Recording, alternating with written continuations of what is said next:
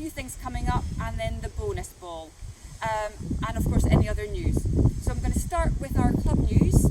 I'm not sure if many of you saw, but on Tuesday night we had a visit from BBC London. News crew came down to the track to interview Paul Ostrich and myself regarding Dina Asher-Smith and Sam Reardon. This is in connection to the local Londoners representing us in the Olympics, and a little visit to their home clubs.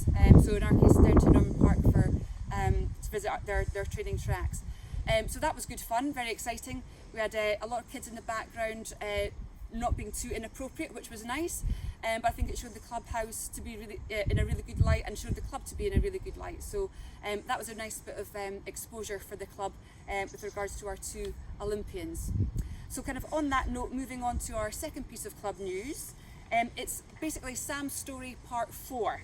So a quick recap for you, because it's been quite a whirlwind. Just 3 weeks ago, I was reporting that Sam had set a new club record for the 400 metres over in Ireland when he ran 44.99. He became one of only 4 Brits to run sub 46 seconds for a 400 and sub 146 for an 800.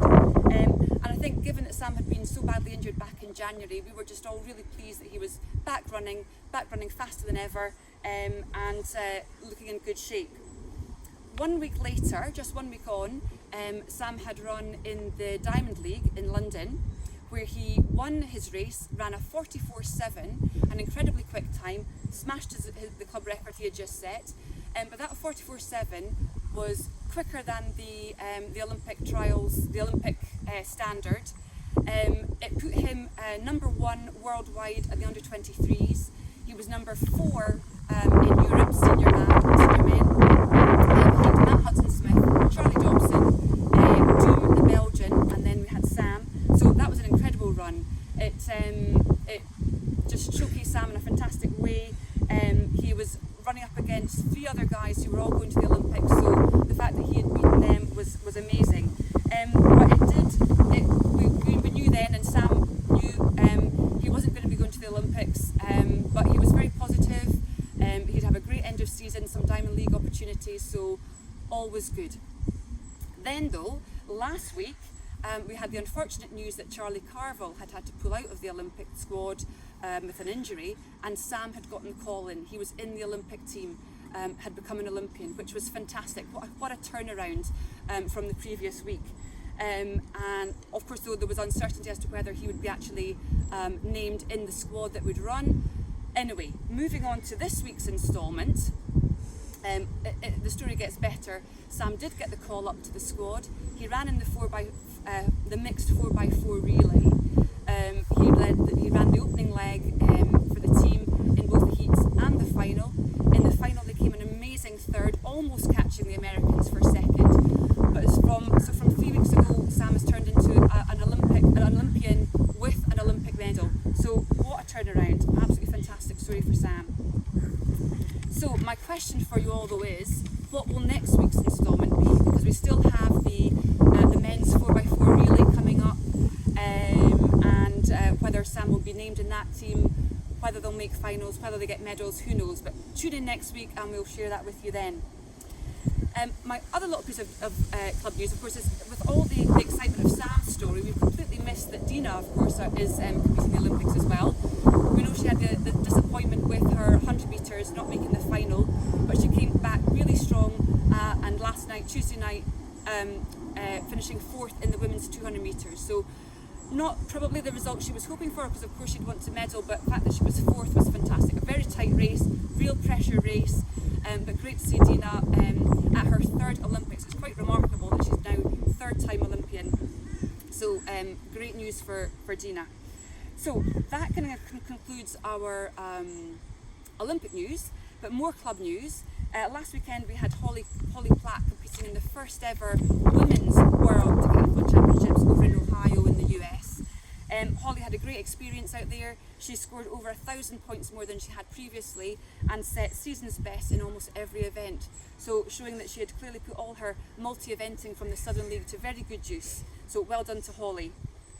And the final bit of club news for you, I had missed from a couple of weeks ago from the England Athletics under 15s and under 17 champs up in Birmingham.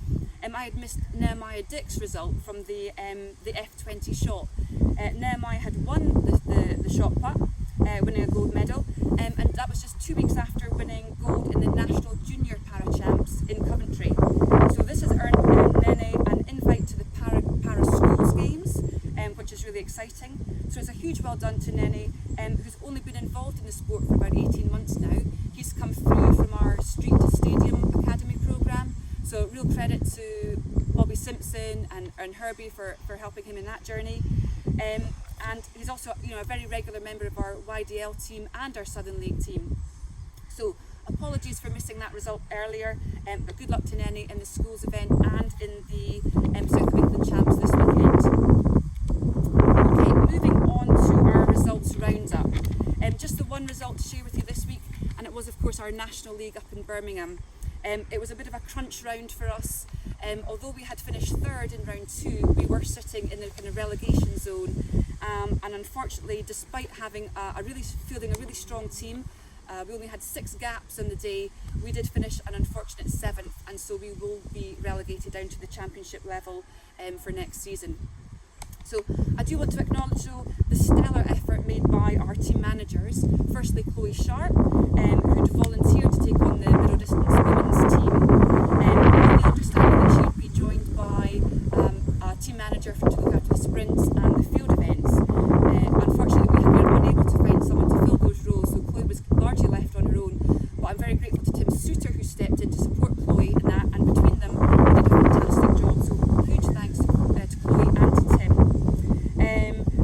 It's definitely easier to be a team manager when you're not competing, so it was a lot of pressure for Chloe, who was competing often in a couple of events, as well as managing the team, so massive well done and thank you there. Looking after the men, we had Adam Meadow and Eric Shirley. It was first time team managing for Adam, so a big thank you and well done to him, quite a step up. Eric, of course, is no stranger to the team manager role, but he wasn't able to be at all the meets, and of course he's quite new to the club, new to our athletes, so it wasn't going to be an easy job. But thank you to him, thank you to both of those, Adam and Eric, for doing the amount of work that they did.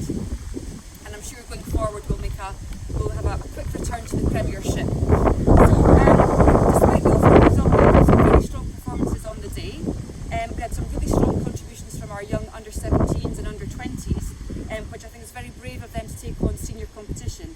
And we also had a couple of our Masters athletes taking part, so again, very brave of them to take on the young seniors. So a few events to mention. Our first year under-17 Joe Skeins put in a big double shift, running the A string 800 and then winning the B string 3000 metres, along with Jack Kavanagh, who won the A string 3000 metres. We had under-17 athlete Leah Kiriakou running a B string 400 plus a leg in the 4x4. Under-17 Jed Starvis, along with his under-20 brother Arthur Starvis, both ran in the men's 1500 metres, and it was a 4th place finish for both Chloe Sharp and under-20 Hannah Clark in the women's 1500 metres. We had 4ths from under-20s Jodie Self and Sienna Kidd in the women's 100 metre hurdles, along with another 4th for Rico Cottle in the men's 110 metre hurdles.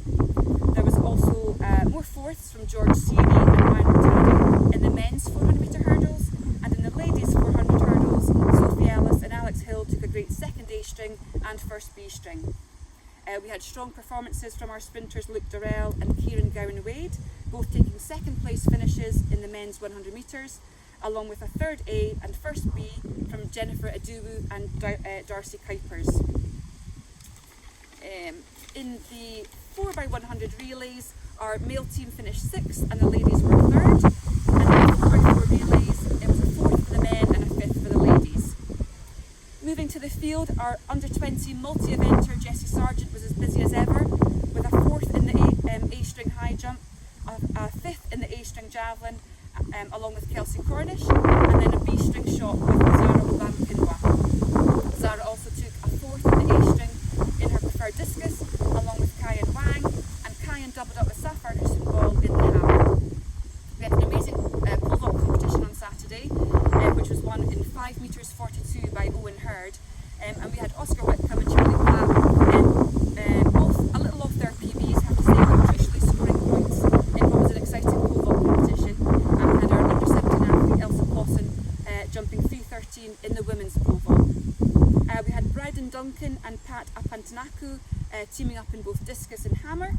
And in the hammer competition, Jake Norris from Windsor Slough Eton threw an incredible 76.93 on Saturday, which would have qualified him for the Olympic hammer final had he been there, of course. Anyway, Pat also found time for shot put, so a great effort from Pat and Bryden on Saturday. We had a high jump highlight from Kelechi Agwacha, who was second A string in an incredible 2m7, just a little off his best. And finally in javelin, we had under 20 Max Kennedy taking 7th A string with a big 49.79 PB.